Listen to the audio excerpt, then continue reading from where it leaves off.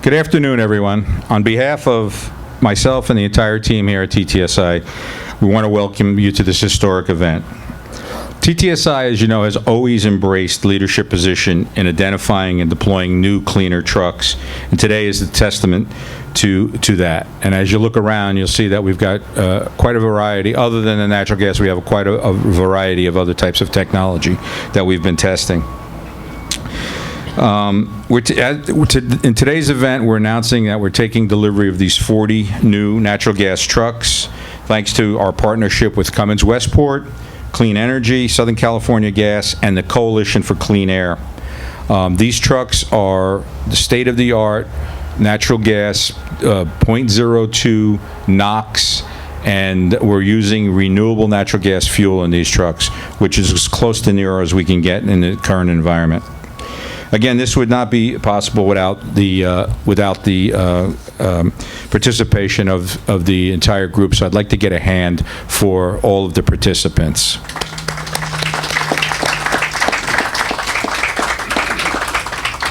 As a logistics company, our primary challenge is to deliver our freight to our customers. However, it is also our challenge to do it in a clean, efficient way. At TTSI, we have always challenged ourselves to be the industry leader on the environmental front, and taking delivery of these 40 trucks are proof to that commitment. We also believe that it's good business for our company as cleaner trucks mean better alignment with our BCO partners.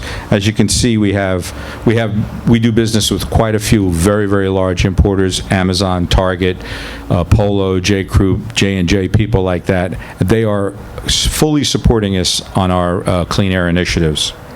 Again, we want to thank our partners at Cummins, Clean Energy, Southern California Gas, Coalition for Clean Air, and in particular, Dr. Joe Lyou, without whom the delivery of these trucks could have not happened.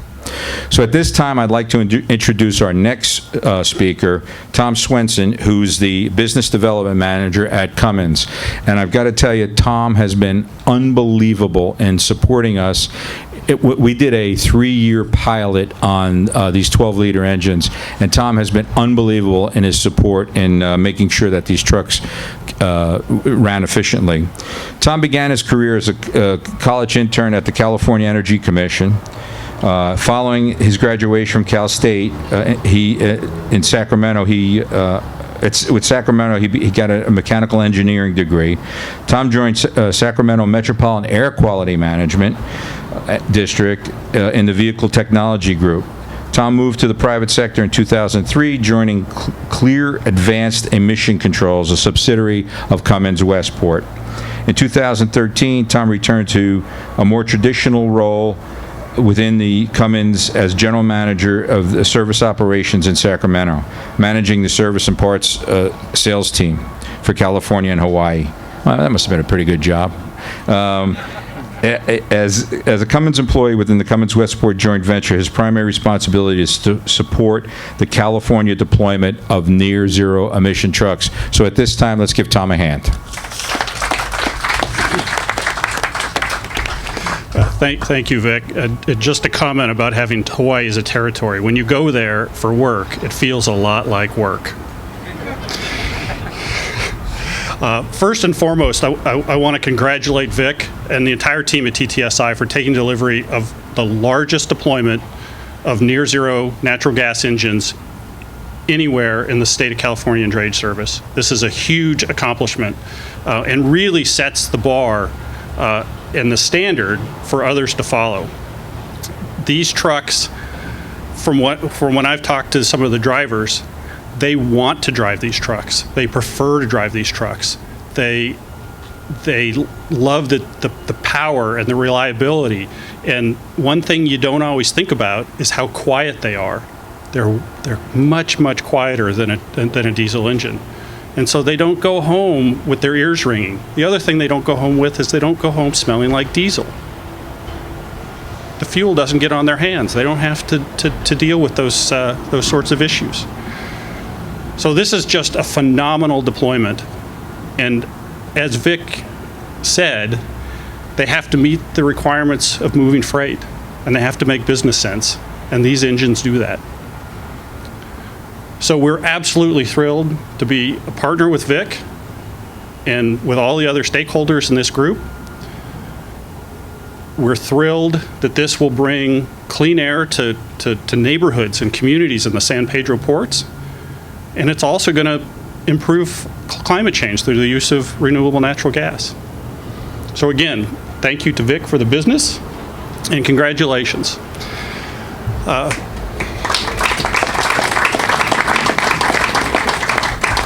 So in addition to my role at Cummins Westport, I also have the pleasure of sitting on the Coalition for Clean Air Board. We have just a small event coming up next Wednesday, and I don't want to take too much of your thunder, Joe. Joe will get into that. We've got Clean Air Day, and if you haven't taken the pledge, Joe would beat me up later for not saying it as a board member. You need to take the pledge. It's super simple. Go on the website, you take the pledge, get your friends to take your pledge, your kids, your spouses, your coworkers. Sign up, and you can do some very, very simple things to make a difference. So with that, I'd like to introduce Joe Lyou, who runs the Coalition for Clean Air. Joe has just been a phenomenal advocate for near-term emission reductions and health-based initiatives. So with that, Dr. Joe Lyou. Thanks, Tom. Hi. I would like to say that this is part of our Clean Air Day efforts. When we kicked off California Clean Air Day last year, we never imagined that would include something like 40 near zero emission natural gas trucks operating at the ports, because this is very, very important to us. I'd also like to say that we have is it more than 200, Brian, organizations now signed up? Around 200 organizations signed up for Clean Air Day, making commitments, their employees making pledges to do at least one thing for clean air on Wednesday, October 2nd. And the Southern California Gas Company, Melissa, and others, is the number one with more commitments than any other company.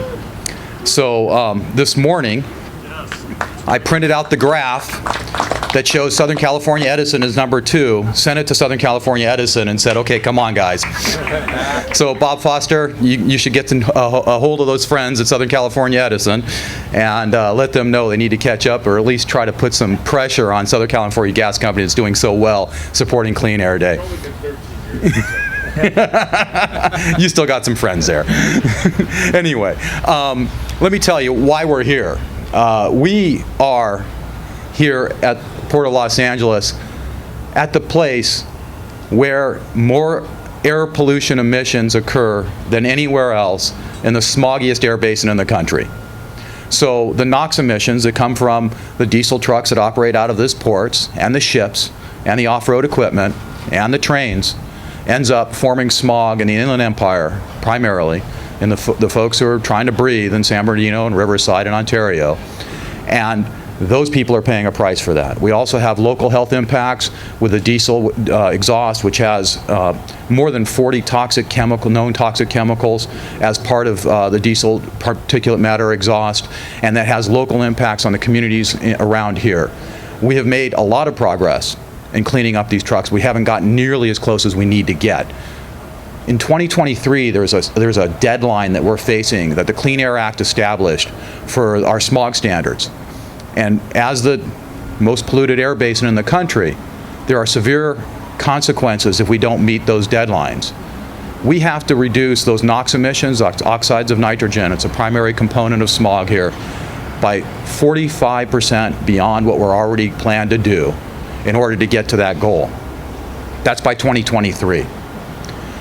This week, in this whole back and forth between California and the federal government, there was a threat from the federal government just a few days ago that said, we're going to impose sanctions on you, as we are supposed to do under the Clean Air Act, for failing to have what's called a state implementation plan, a plan to get us to attainment of our air quality standards.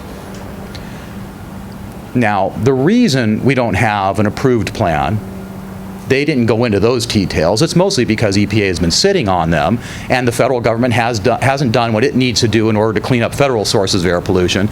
They're ignoring that part of it, but they're saying what they are legally entitled and rightfully supposed to be doing, which is imposing severe sanctions. taking away almost all of our federal transportation dollars, billions of dollars a year, putting 2-to-1 offsets on the expansion of existing businesses and the prohibiting new businesses from forming. Unless you can get 2 pounds of air pollution out of the air for every pound that you're adding, you're not going to be able to move forward with those things. And then, in addition to that, there's a thing called a federal implementation plan where the federal government takes over our local regulatory authority. The last time this happened, the federal government said, well, we're going to have no drive days, and you can't drive on these days based on your license plate. And that was because at that time, cars were the worst source. Now, the ports are the worst source. So what we're facing is the potential for the Environmental Protection Agency, which is a very blunt instrument, taking a look at the emission inventory and saying, well, we're going after California. We're going to force this compliance, this lack of having a state implementation plan. We're going to use that as the excuse to do a federal implementation plan. We'll look at the emission inventory and say, where's most of the pollution coming from? Well, it's the ports. Well, we're going to have no port days. If they do that, they're going to ruin our economy. They're going to ruin all these efforts that we've been making to try to clean up the ports. And they're going to absolutely disastrous consequences for all of us. We can't let that happen. It's through efforts like this, with these trucks that are 90% cleaner than the cleanest trucks on the road, the 2010 EPA standard, 90% cleaner than that, running off of renewable fuels. This is the solution for now. This is the best we have. Eventually, I'd love to see all these containers being moved on wind and sunshine, and we'll get there someday. Right now, we can do this. Vic is doing it. It's incredibly important. So we got that threat from the federal government. And finally, there are real health impacts associated with this. In 2016, the EPA, California Air Resources Board did a sustainable freight action plan.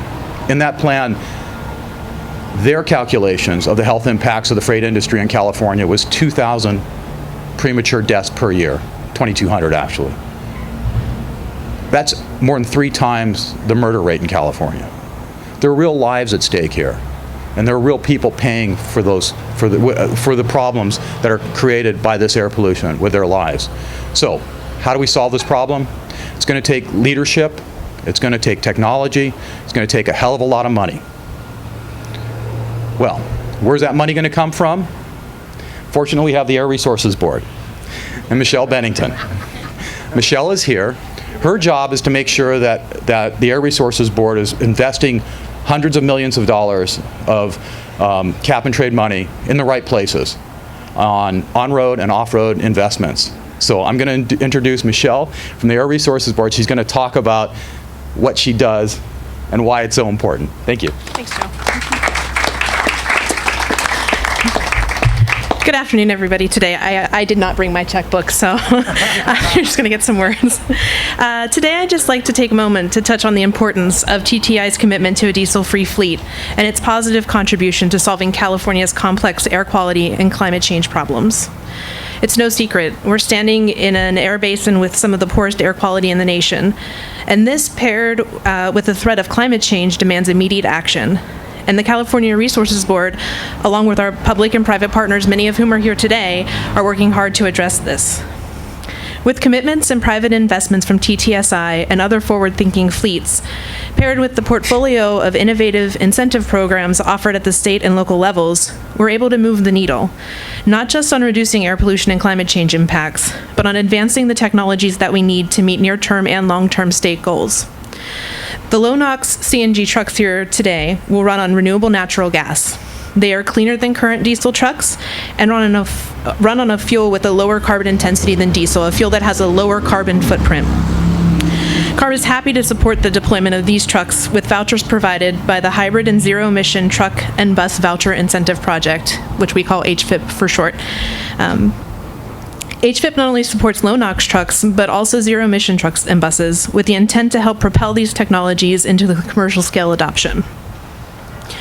HVIP is one part of CARB's overall investment portfolio and part of California Climate Investments, a statewide program that puts billions of cap-and-trade dollars to work, reducing greenhouse gas emissions, strengthening the economy, and improving public health and the environment, particularly in disadvantaged communities. And these trucks are going to be doing just that. In service, these trucks will emit less pollutants in the local community in and around San Pedro Bay, while running on fuel that has less impact on climate change. low NOx trucks, especially when paired with renewable fuels, play an important role in the state's ability to meet our air quality and climate change goals, particularly in the near term. CARB will continue to support this and other advanced technologies like battery and fuel cell electric vehicles through our portfolio of incentive programs. I'd like to commend TTSI on their leadership and commitment to build out a diesel-free fleet. Their actions, adopting commercially ready low NOx technology and early commercial battery and fuel cell technology, along with their partnership and demonstrations of more fledgling applications of these technologies, is critical to the state's success in meeting our goals.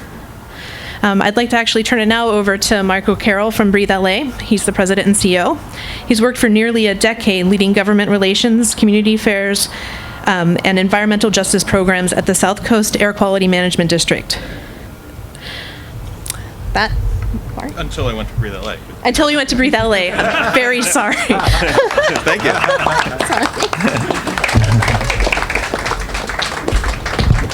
Hi, I'm Marc Carrel. I'm president and CEO of Breathe California of Los Angeles County, known as Breathe LA.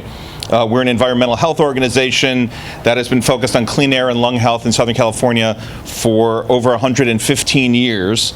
And I'm thrilled to be here to recognize TTSI on the occasion of this important announcement. 40 Cummins Westport ultra low NOx trucks is an amazing accomplishment. We, Breathe LA, we actually awarded, that's how I first met Tom, we gave an award to Cummins Westport for this innovation, the ultra low NOx truck, a couple of years ago, and the engine. And the reason that we are focused on this is because we really want to get rid of diesel. Diesel-fueled trucks are responsible for 33% of statewide NOx emissions annually. These same trucks emit more particulate matter than all of the state's power plants combined. In 1990, diesel exhaust was declared a carcinogen, and in 1998, CARB identified diesel particulate matter, the soot in the diesel exhaust, as a toxic air contaminant based on evidence of a relationship between diesel exhaust and lung cancer. And according to the South Coast AQMD, 3/4 of the air toxics cancer risk in the 4-county South Coast air basin, LA, Orange, San Bernardino, and Riverside, is due to diesel particulate matter. And the cancer risk due to diesel particulate matter is significantly higher for those in the San Pedro area, West Long Beach, Wilmington, Carson communities.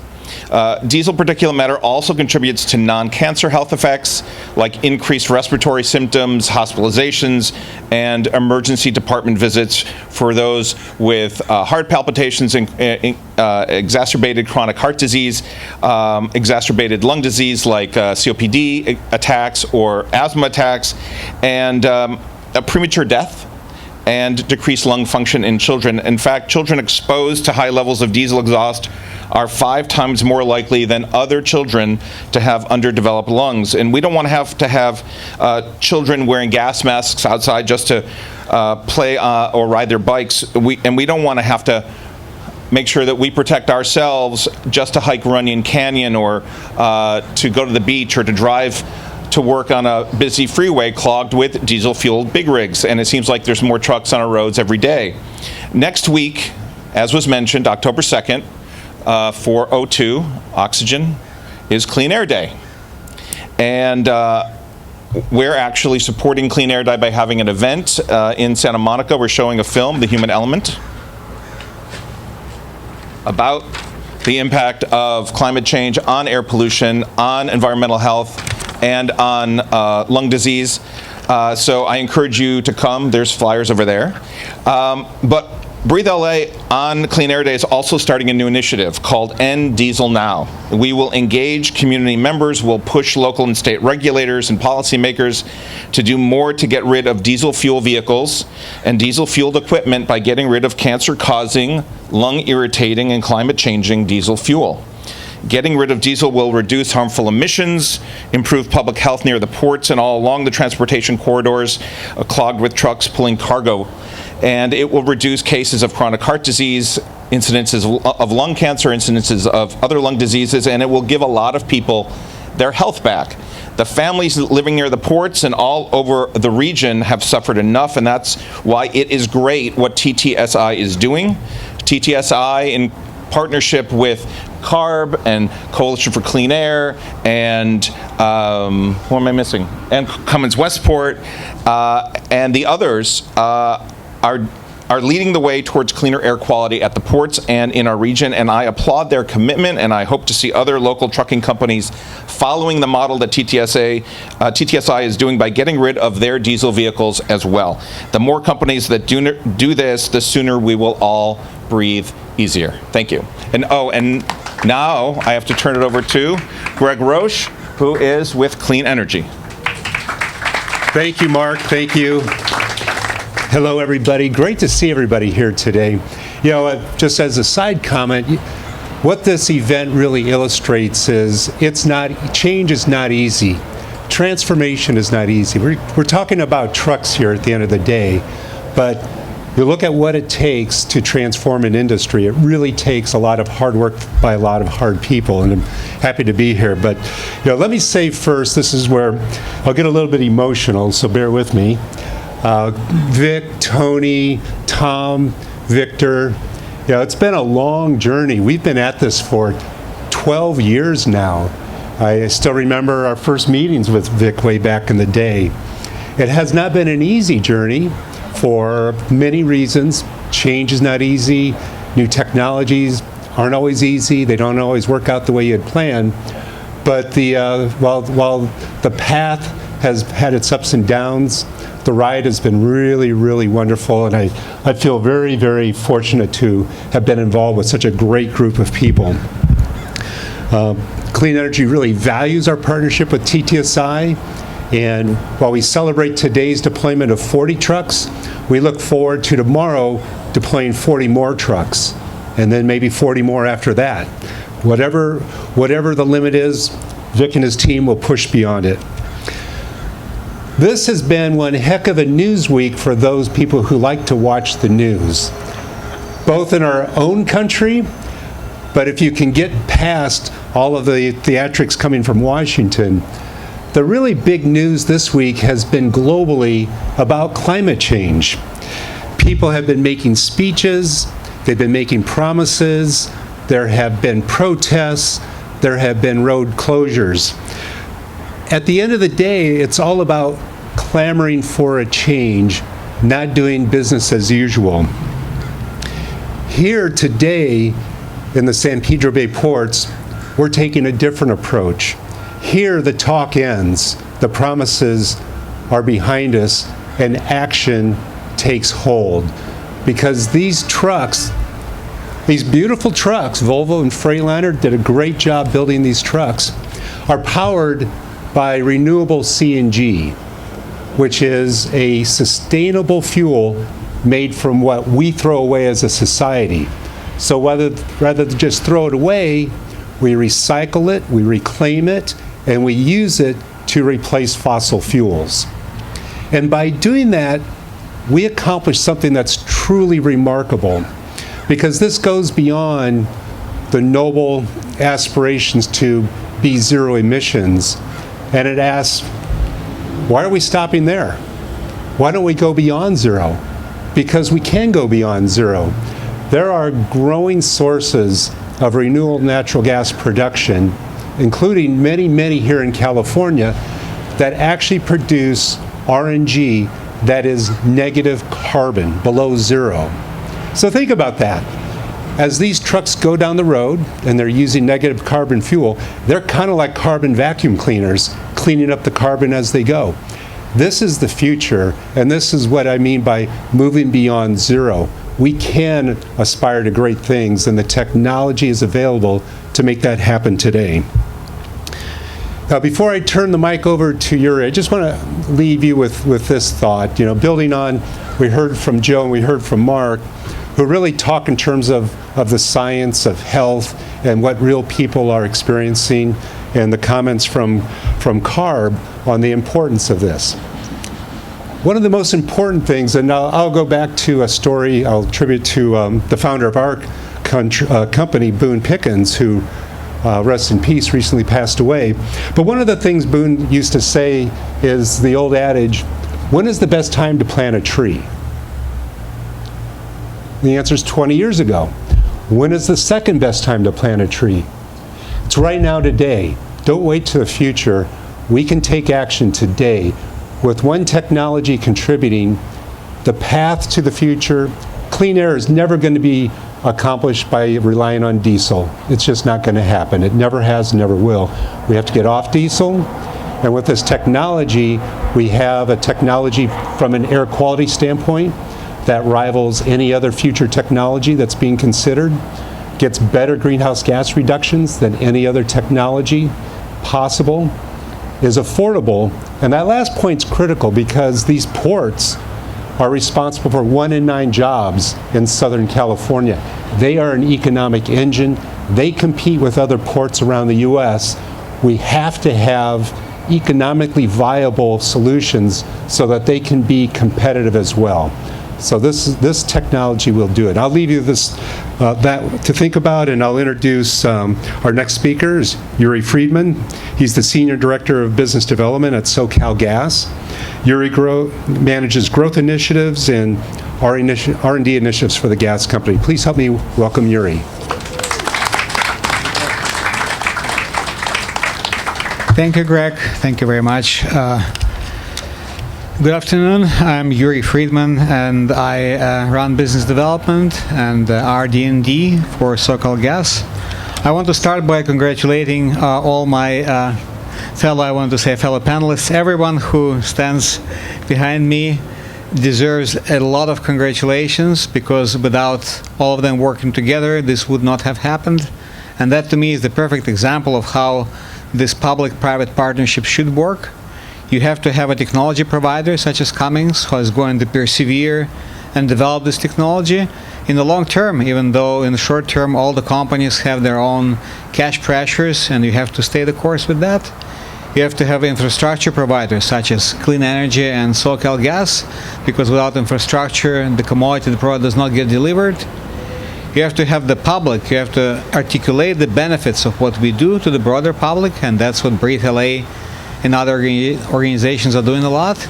And ultimately, last but probably the most important, you need to have someone who's going to take the first step and put their money at risk and put this technology to practical use. And that's Vic and that's TTSI. So all this coming together, to me, is the framework that can be replicated not just in the US and globally, which to me, frankly, is essential, because a lot of people before me said how big deal at Port of LA and Long Beach is. What always strikes me, not only this is the largest port in the nation, this by some metrics is the 9th largest port in the world, which to me is truly remarkable. But the corollary of that is that whatever efforts we are making as a state in California to decarbonize the state are only meaningful if what we can do here can be rolled out globally and applied at scale. If we only do something that works in California and will not be replicated not just here, but in China, Malaysia, India, Indonesia, then we will have failed. So the global scalability, to me, is an essential lens that we have to use when we look at various technologies. That's what we do. I think that state is waking up to the need to look at this problem, which is truly a global problem of global warming on the global scale, and also to make clear that there is a second problem that is intensely local, and that's the air quality problem. And if you're serious about that problem, you have to acknowledge that heavy duty emits as much pollution as all other sectors of transportation combined. So if you really want to solve air pollution, you know what to do. You have to look at the practical solutions today on the road for heavy duty, and you have to provide them policy support. That's exactly what happened today, and clearly ARB leadership here was extremely important. We have people from all over the world coming to us, collaborating with us.